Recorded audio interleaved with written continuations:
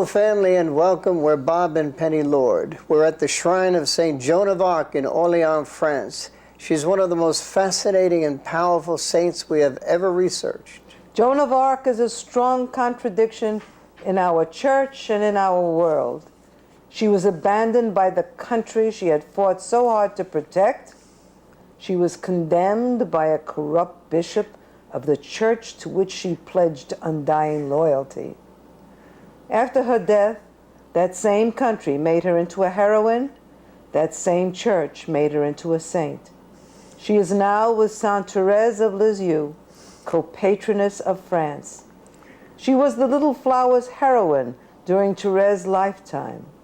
And although Joan lived some 460 years before Sainte Thérèse, she was only canonized 5 years before the Little Flower. Little did Thérèse realize she would someday share the same title of patron saint of France with her role model. Joan of Arc was illiterate in that she could not read or write, yet her story is so intriguing that renowned authors such as George Bernard Shaw and Mark Twain have written about her. Many films have been made about her, as well as TV spectaculars, in an effort to capture the essence of this heroic woman of our church. Religious as well as military organizations have set up monuments to her all over the world. She was not stupid by any means, only unschooled. She was given the gift of being a brilliant military strategist by St. Michael the Archangel. There is such an amazing scope to this teenage saint. She was a peasant girl, daughter of a farmer. Her village of Domremy was sort of a border town. At any given time, it could be part of France, Burgundy, or the Holy Roman Empire, based on who was in charge. Her country was at war with England, the 100 Years' War, and had been since long before she was born. We have to understand that Burgundy was not just a province of France as it is today. At that time, they were a powerful, independent territory which had sworn allegiance to England, even though it was physically part of France. It was pretty well accepted that England was going to take over France, and every little district wanted to be assured that they were on the side of the winner. Joan was an exceptionally loving, very trusting girl. That may have been her great shortcoming, trusting people. But she trusted mostly in the Lord. She was a very spiritual girl. She spent a lot of time at church, receiving the sacraments whenever she could. While she was very holy, she loved to take part in village activities, but her strongest pull was towards God and things of heaven. She had a special secret place, all her own, in the woods, a little chapel where a statue of Our Lady and the baby Jesus presided. She spent a lot of time in that chapel praying for her family and her country. Joan was a very patriotic girl. She loved her country and her king. Her years of joy were short-lived. At age 12, her famous voices began speaking to her. They were always accompanied by a brilliant flash of light and came at the precise time the sexton rang the church bells. At first, there was only one voice. When he spoke to her the third time, she knew it was St. Michael the Archangel. At this time, she also had an apparition of St. Michael accompanied by other angels. At first, the angel just gave her instructions how to live a good Christian life, go to church often, and obey her parents. These were good instructions, but they were things she was already practicing. However, a time came when St. Michael advised her she would be visited by St. Margaret of Antioch and St. Catherine of Alexandria, part of an elite group of martyrs called the 14 Holy Helpers, known for their powerful intercession during the Middle Ages. When they came, they were beautiful, they were majestic, they wore crowns on their heads. Joan became very comfortable with her holy visitors, especially St. Michael. She was shocked when the messages took on a different tone. She was told, "Daughter of God, you must leave your village and go to France."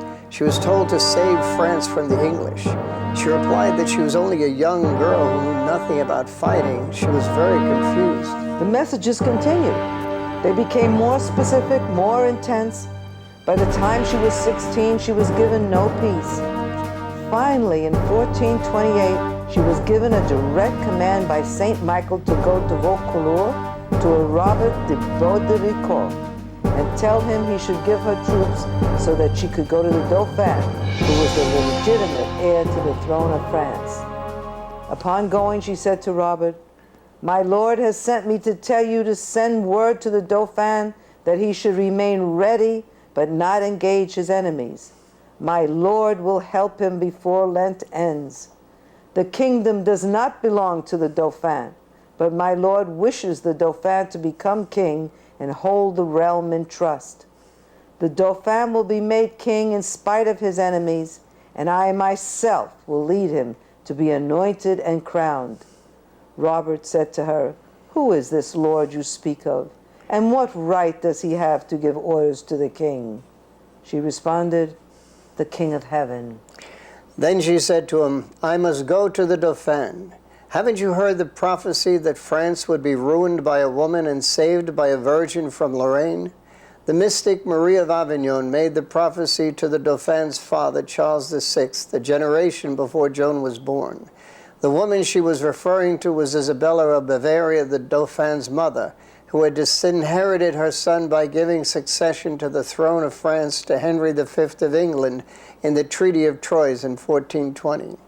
Robert de Baudricourt's reaction to Joan, wearing her worn red peasant's dress and claiming she would save France and have the Dauphin crowned king, was to give her a swift boot. Instead, he ordered her uncle who had brought her to take her home. She returned to Domremy completely crushed.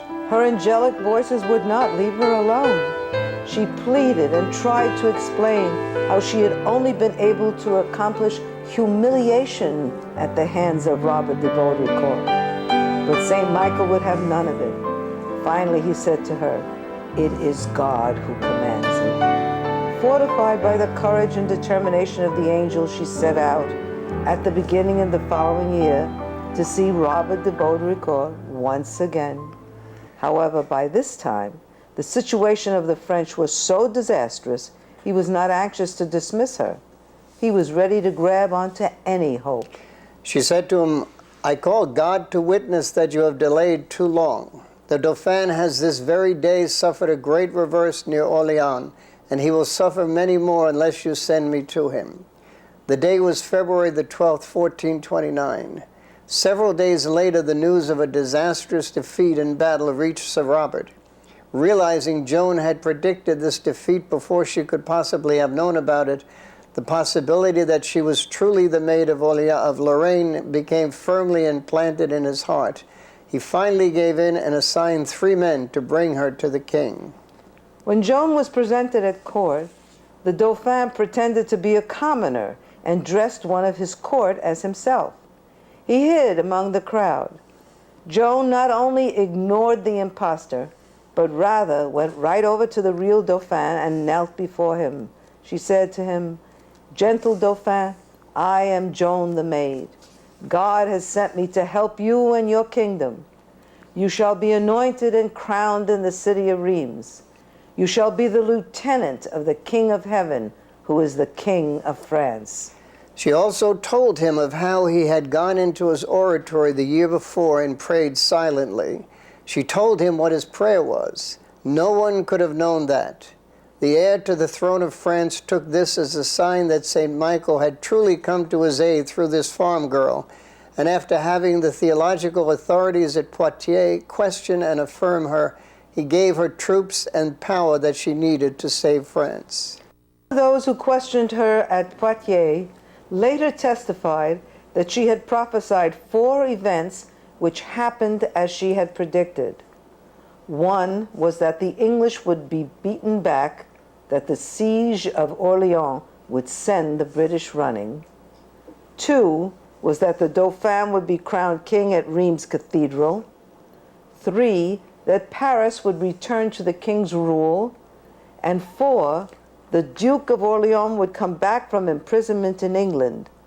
All of these predictions came about, the last 2 after her death. Everything she did for the next 15 months was orchestrated by the voice of St. Michael. She could do no wrong. She was given a white suit of armor. The standard she carried into combat depicted God as King of Heaven, holding the world in one hand, raising the other to give a blessing. He was flanked by the archangels Michael and Gabriel, offering him a lily. The words Jesus and Mary in gold stretched above the whole design. She was offered a sword, which she refused. She said she knew of a better one. She wrote a letter to the priests at the Church of St. Catherine in Fierbois, where she had taken part in 3 masses on her way to Poitiers. She told them to dig behind the altar for a sword they would find there, on which 5 crosses would be engraved. The priests, upon following her instructions, found a rusted-out sword, but which, when cleaned, had the 5 crosses on it. They sent it to her in Tours. Her first and greatest victory against the English took place at Orleans. It was also the turning point in the 100 Years' War. In addition, it proved that the French could be triumphant over the English in battle. However, it must be said that this was strictly a victory orchestrated by God. Orleans had been surrounded on the north by the English for 8 months. They were firmly entrenched. They held various key points outside the city walls to keep invaders at their distance. This was really Joan's first great battle. She not only had to fight the English troops, she had to fight her own military people who had no faith in her ability. However, the people of Orleans considered her their savior and followed her into battle. She made all the troops go to confession before going into battle. She gave God primary importance in all her military endeavors. Joan was led by her voices and St. Michael. It was as if she knew exactly what to do. She motivated the troops and the people. Before the battle began, the plan had been to send boats from Blois, some 40 miles away, with provisions to Orleans, which were necessary for the battle. However, there was no wind, and the boats were lying useless in the harbor. All the military leaders fretted about this. However, when it was presented to Joan as a major setback, she calmly said, "Is that all? Don't worry, the wind will change." And as she said the words, the wind changed. During the transport of the provisions downriver, they were within cannon shot of one of the English forts, and yet not a shot was fired on them.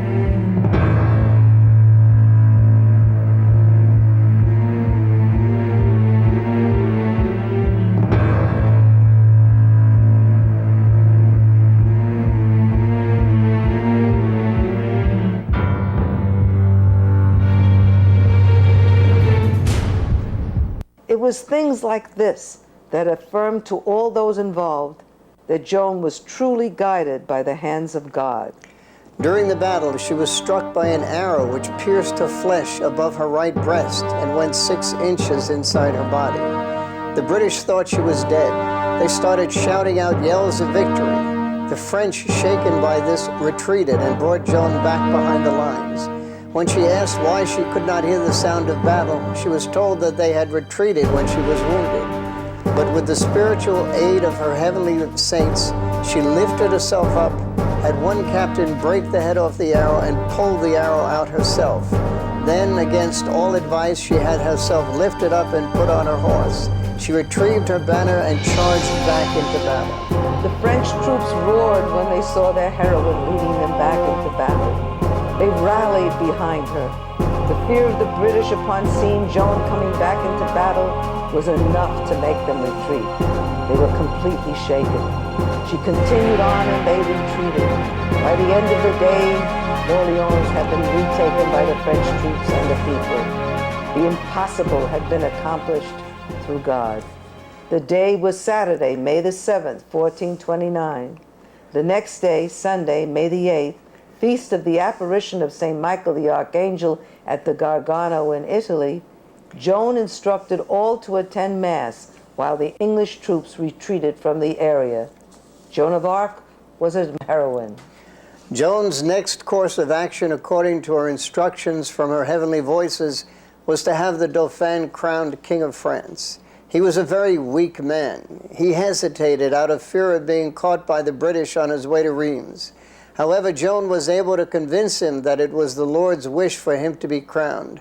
but she had to agree to clear the road to Reims so that the Dauphin could travel in safety. Thus took place Joan's second great battle of her career, the Battle of Patay. Through insights given her by her heavenly voices, plus an unbelievable loyalty on the part of the soldiers in her command, they were able to barrel through the English defenses.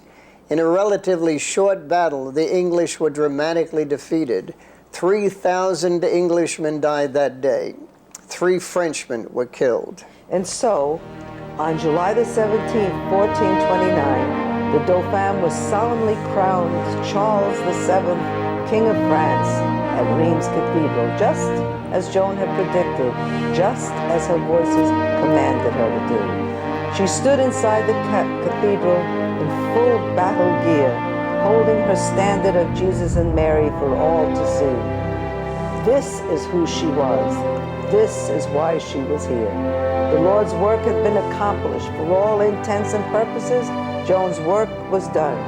But she continued with her mandate to rid the country of the English and save France for the French people and the rightful King of France.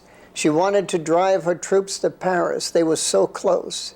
But the newly crowned king would not give her the troops or the finances necessary to give them that one important victory, which would have put Paris back in the hands of the French. Because of this refusal on his part, it would be 7 years before he would enter Paris as King of France. Joan continued fighting for the deliverance of France from the English. At one of her battles, she was told by her voices, "Joan, you will be captured before the Feast of St. John, but don't be afraid. God will help you." The Feast of St. John was June the 24th, some 10 weeks from the time she was given the warning by the voices. But she told no one about it. She continued to do what she knew best, push the enemy back. It was during one of these skirmishes that Joan was captured completely by accident due to the poor judgment of the governor of the town in which they were fighting, Compiègne. Actually, it had to be from the Lord. She could never have been captured in a dramatic way. That would have meant that the Lord had left her side. By allowing her to be taken by the enemy in such a simple, actually foolish way, God was telling the world that he was still in charge. She was taken prisoner by the Duke of Luxembourg, who probably sold her to the Duke of Burgundy, who then put a ransom on her head. Her French king, Charles VII, to whom she had been so loyal, whom she had placed on the throne of France, abandoned her. She was not worth putting up a franc, but the English, who hated her, put up a sum equivalent to about $50,000 so that they could humiliate and execute her. They couldn't put her on trial for defeating them in battle. They could have just killed her, but that wouldn't have given them any real satisfaction. They had to disgrace and dishonor her. They decided to use the very reason she came against them in the first place, her heavenly voices. They tried her for witchcraft and called her a heretic. They used the very church which she had embraced all her life as the instrument of condemnation.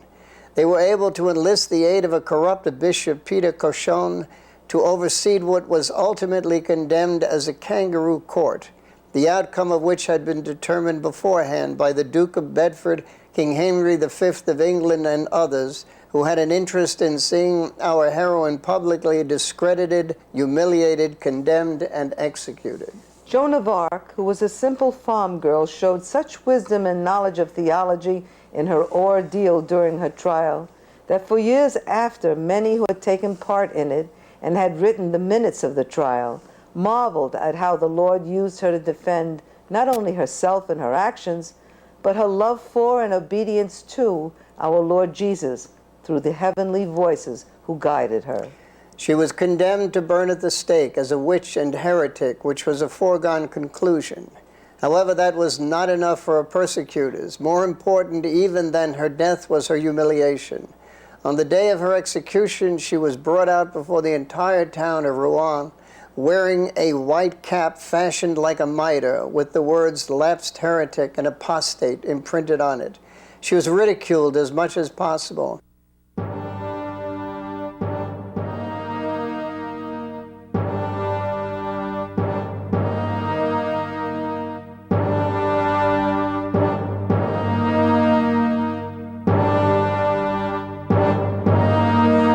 was officially cast out from the church by Bishop Cochon and turned over to the civil authorities, the English. They carried out the execution. He and most of the priests involved in the trial of Joan left before she was brought to the stake.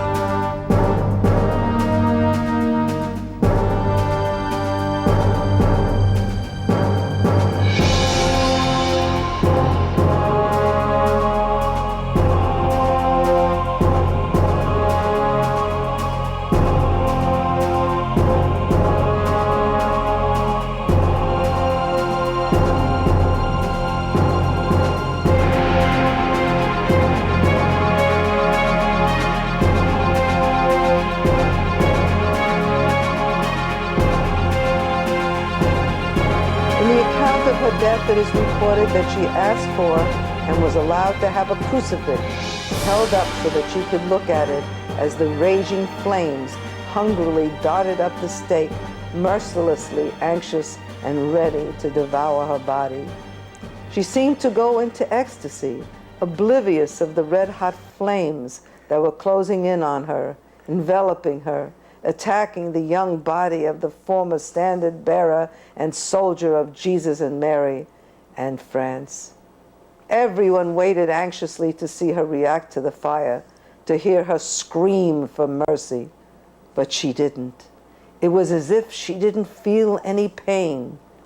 She cried out, "Jesus, Jesus," and repeated these words until she died. Then something unusual happened.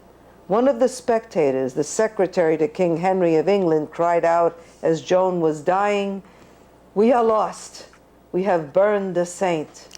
The executioner, a gruesome man named Thiroche, went through the ashes of the fire after she had been executed. Most of her body had been reduced to ashes, but her heart and intestines would not burn. He poured more oil and placed more wood on the fire, and yet they still would not burn. He was instructed to take the remains of Joan and throw them into the Seine River, which he did, so that there would be no chance that any part of her body could ever be used as a relic. But even he went to the Dominicans in charge of the Inquisition to confess that he had murdered a saint. Is it possible at the end her angel, her Michael, came to her rescue? Could he have stretched out his massive wings and covered the body of this little girl who had trusted him so completely? Did he protect her from the flames so that she experienced no pain as her body was destroyed and her soul was lifted up to heaven? We believe St. Michael the Archangel and very possibly a legion of angels were there to bring their sister home after her long, tedious battle.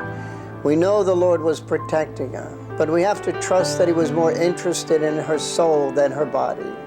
The Lord would not allow the story of Joan of Arc to end in shame. Her family fought the injustice heaped on their daughter and sister. They fought for 23 years to have her honor restored. Finally, in 1456, Pope Callistus III renounced the charges against her and the despicable way in which a daughter of the Church and a daughter of France was railroaded to her death. All charges against her were rescinded. She was immediately proclaimed patroness of France.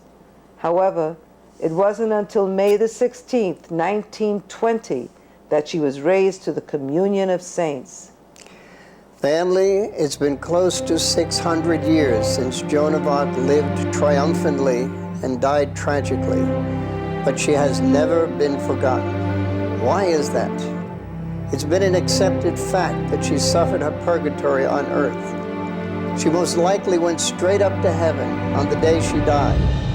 This has been proclaimed by many eyewitnesses, even by many of those who played a part in her condemnation and martyrdom.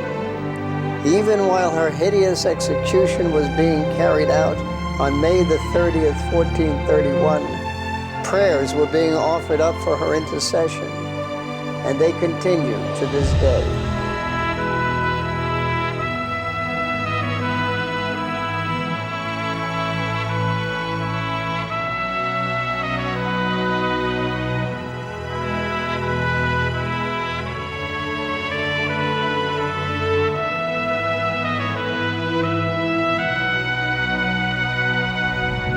Organizations have been formed in her name and for her honor. Military groups have taken Joan of Arc as their heroine and role model. Even the United States government in World War I used Joan of Arc as a motivating force to help win the war. Why do you think this? Why has Joan of Arc remained as powerful as she is down through the centuries? Could it be that the world knows, as did many of those bystanders who went away from the scene of her execution, weeping that day, that in the life of Joan of Arc, something divine was happening? Pray on it.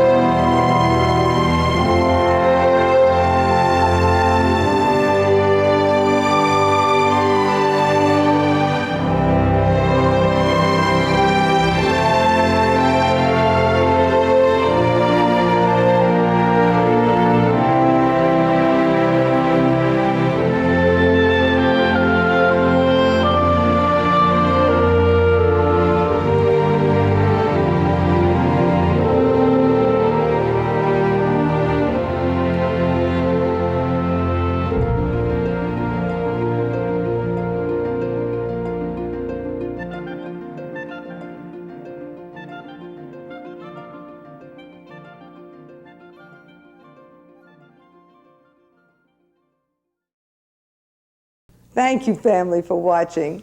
This is just one of over 200 books and videos available here at Journeys of Faith. Now, these are perfect tools for evangelization, and give them as gifts for birthdays, confirmations, First Holy Communion. Anytime you think of a gift, give one of these tools of evangelization. Write us at the address on our screen, or call us in the United States at 1-800-633-2484.